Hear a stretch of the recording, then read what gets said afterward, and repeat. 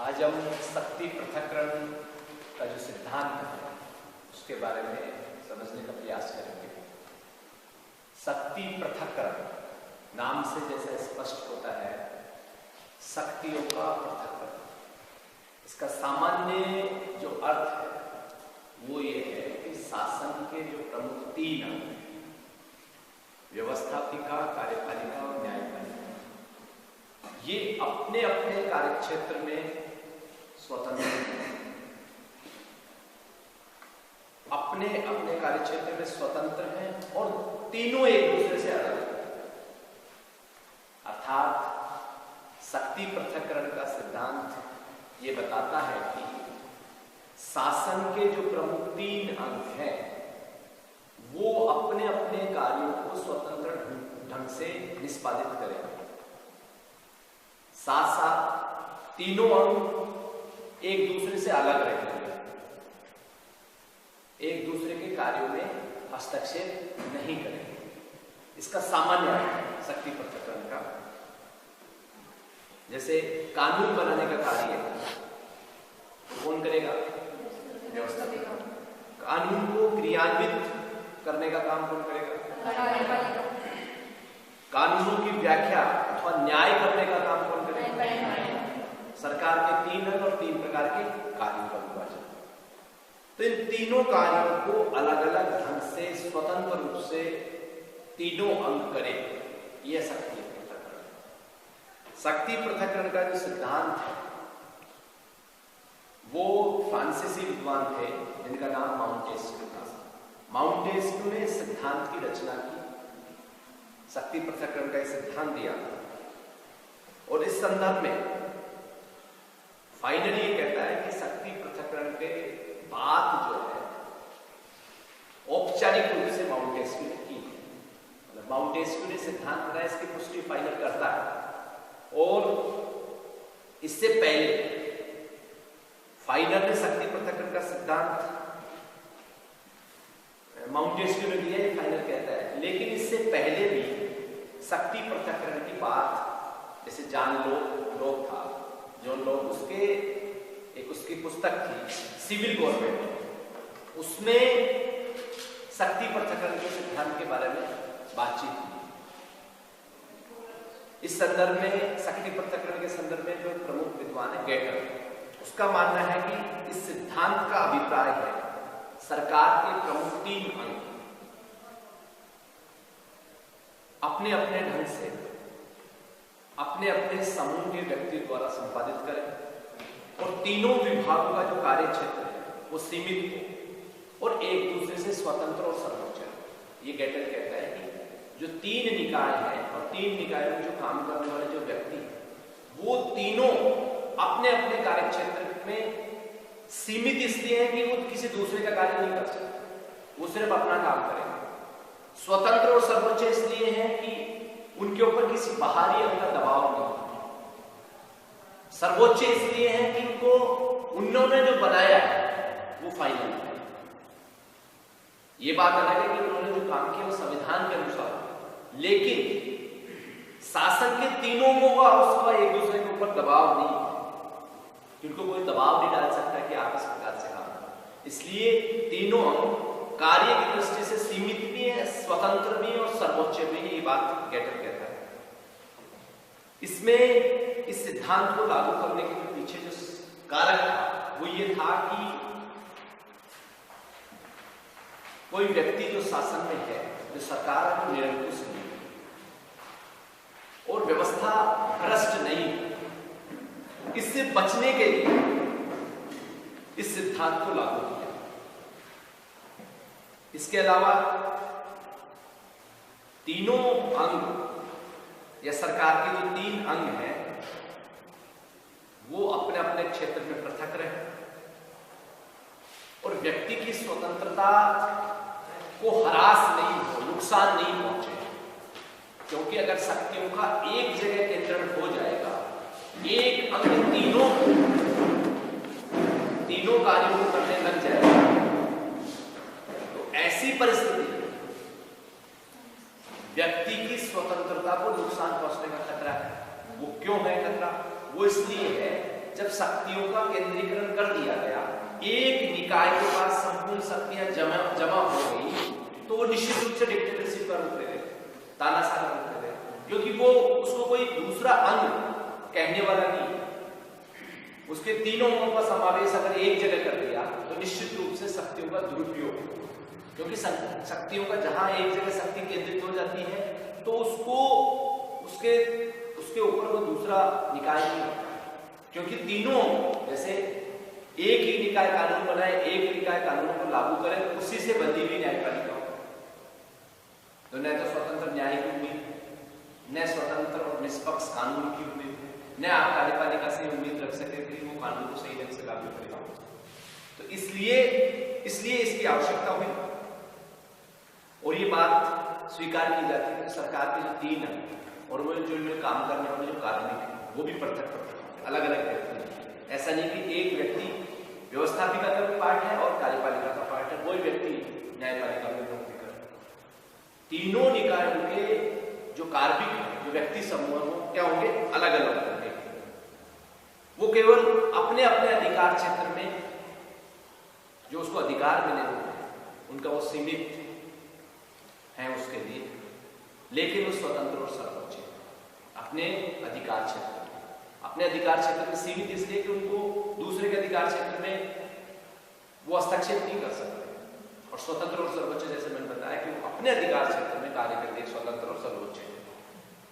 इसकी आवश्यकता का जो शक्ति पृथक्करण का सिद्धांत है, इसकी आवश्यकता को अगर हम रेखांकित करें तो इसमें सबसे प्रमुख रूप से जो बात निकल कर आती है, जो नागरिकों को जो अधिकार और स्वतंत्रताएं मिली हुई है उनका संरक्षण शक्ति पृथक्करण के सिद्धांत के होने से होता है।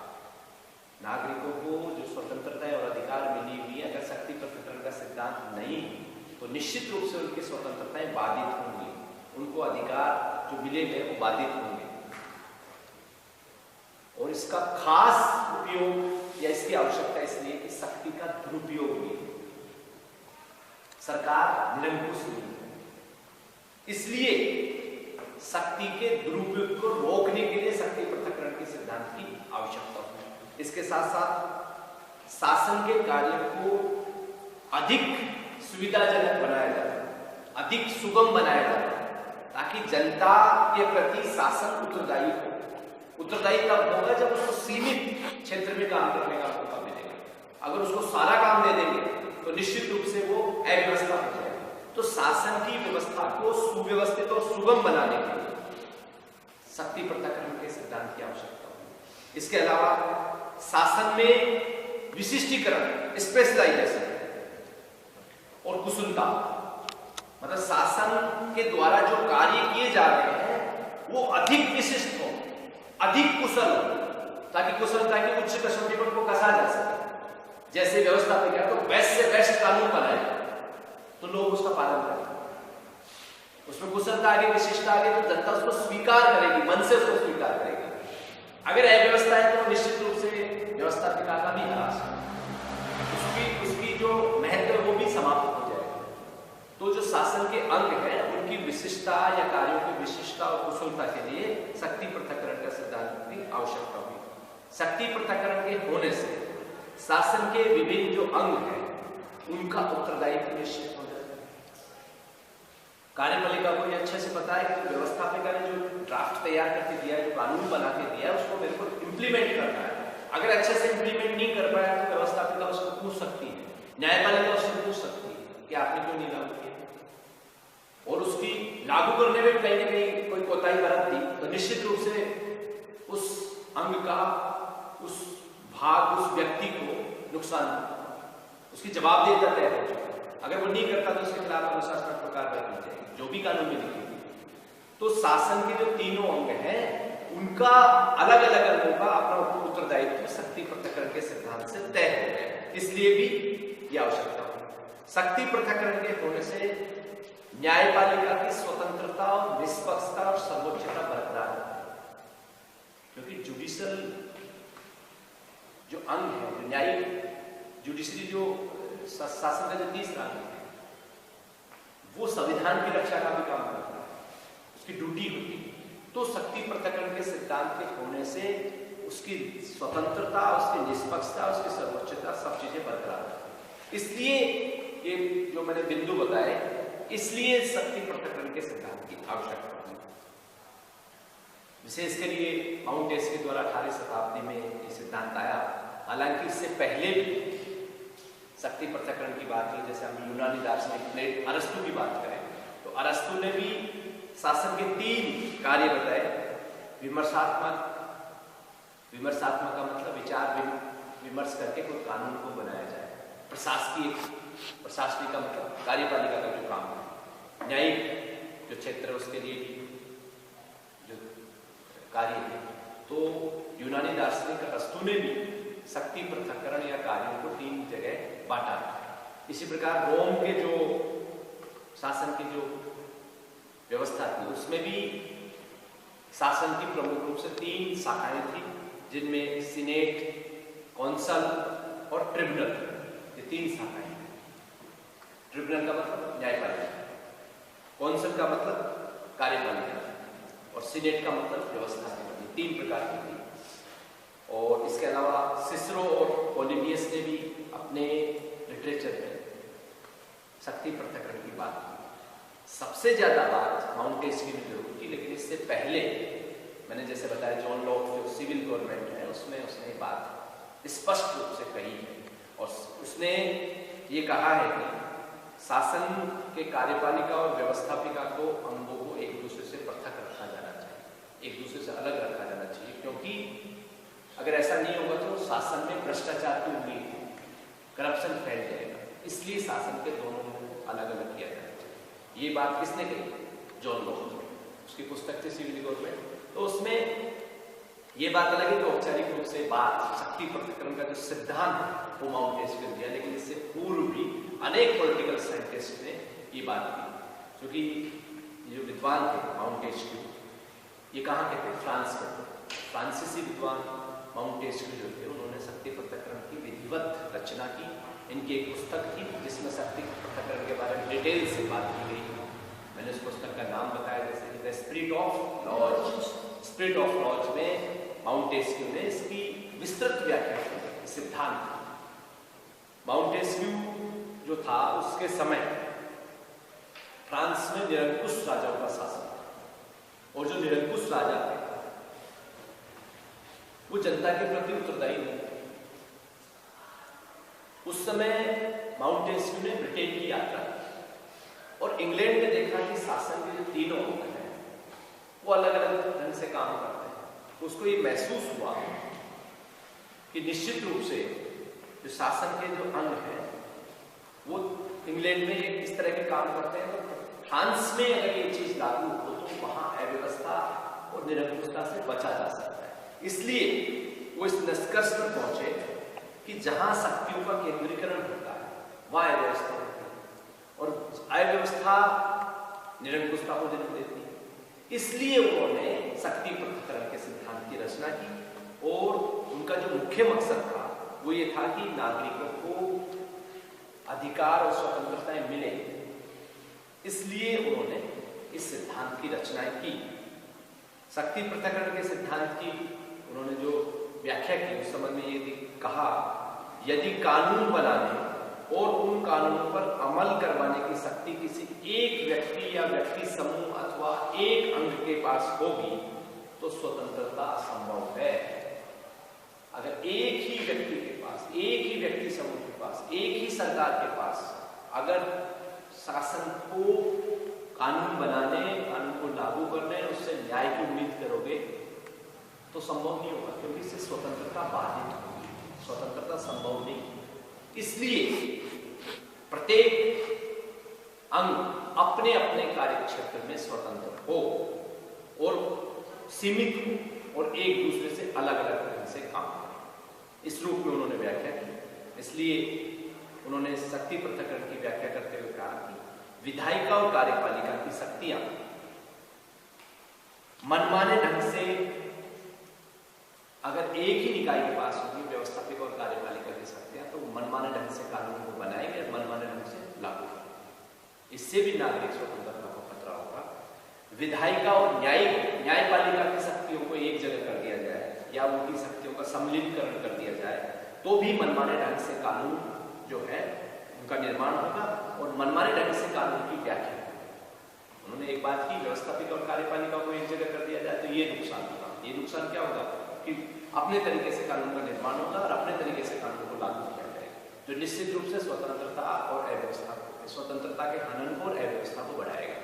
और व्यवस्थापिका और न्यायपालिका को एक कर दिया जाए तो मनमाने ढंग से कानून का निर्माण होगा और मनमाने ढंग से अपने तरीके से कानून की व्याख्या होगी। इससे भी स्वतंत्रता को बाधा पहुंचेगी, इससे भी अव्यवस्था फैलेगी। कार्यपालिका और न्यायपालिका को एक जगह कर दिया जाए तो भी शासन निरंकुशता का रूप लेगा और व्यवस्थापिका का ह्रास हो जाएगा। इसी प्रकार तीनों शक्तियों को अगर एक जगह कर दिया जाए, तीनों एक ही उनके पास आ जाए, तो निश्चित रूप से शासन निरंकुशता का रूप ले लेगा। नागरिक स्वतंत्रता, अधिकार, जवाबदेहिता, उत्तरदायित्व, सीमित शासन, सीमित सरकार, लोकप्रिय सरकार, जनता के अधिकार, जनता के प्रति उत्तरदायित्व, ये सब चीजें समाप्त हो गई। इसलिए शक्ति पृथक्करण के सिद्धांत की आवश्यकता हुई।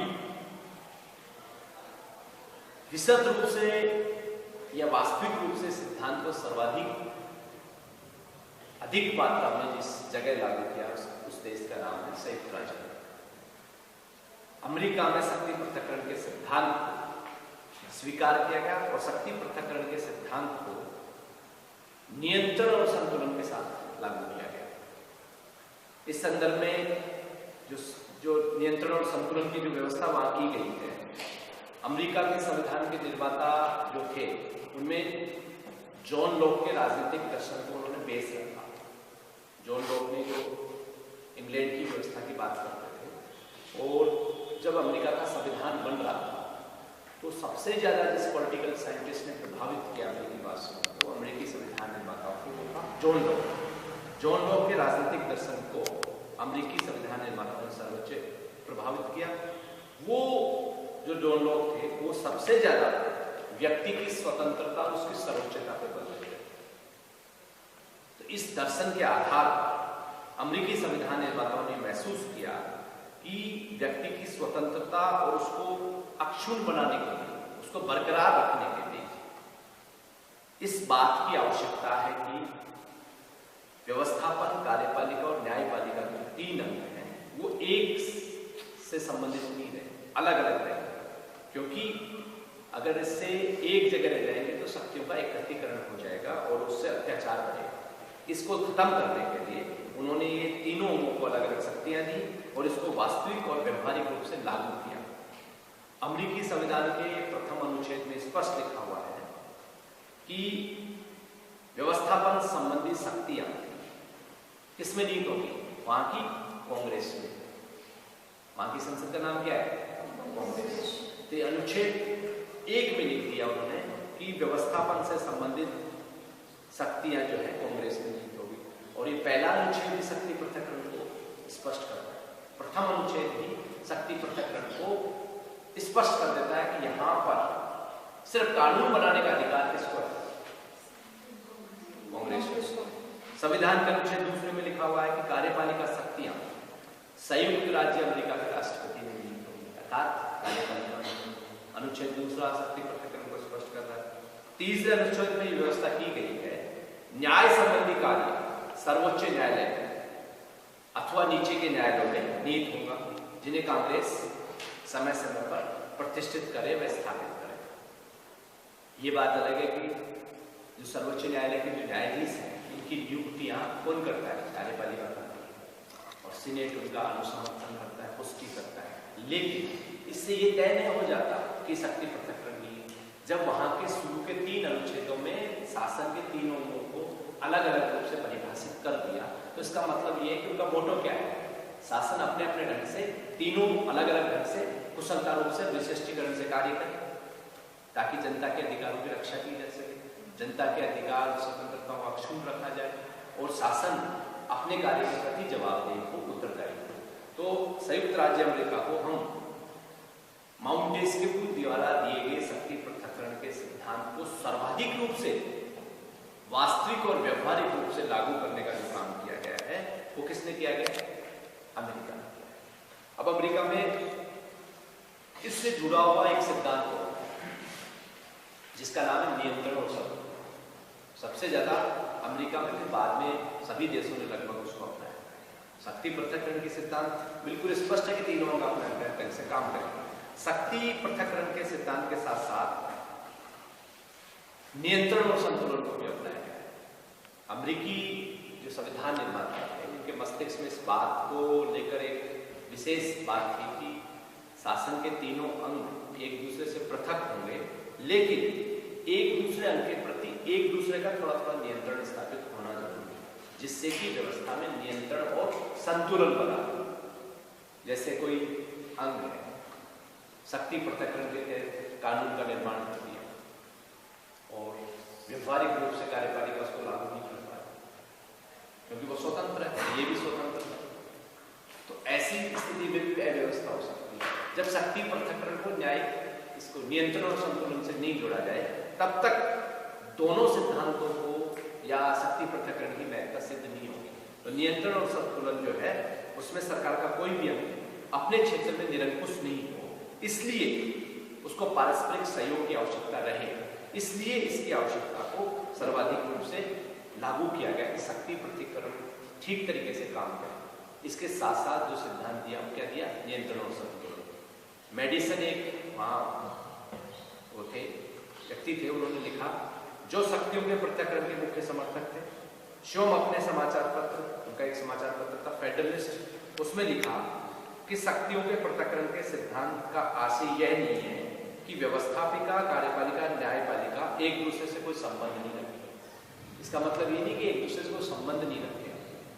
उन्होंने स्पष्ट किया, जब ये तीनों अंग एक दूसरे से संबंध नहीं किए जाएंगे तो इस तरह से नहीं मिला दिया जाएगा, एक का नियंत्रण दूसरे पर स्थापित हो जाएगा, तब तक एक स्वतंत्र सरकार की स्थापना नहीं हो सकती। अर्थात एक दूसरे के ऊपर नियंत्रण होना जरूरी है, इसलिए स्वतंत्र सरकार की स्थापना हो सकती है।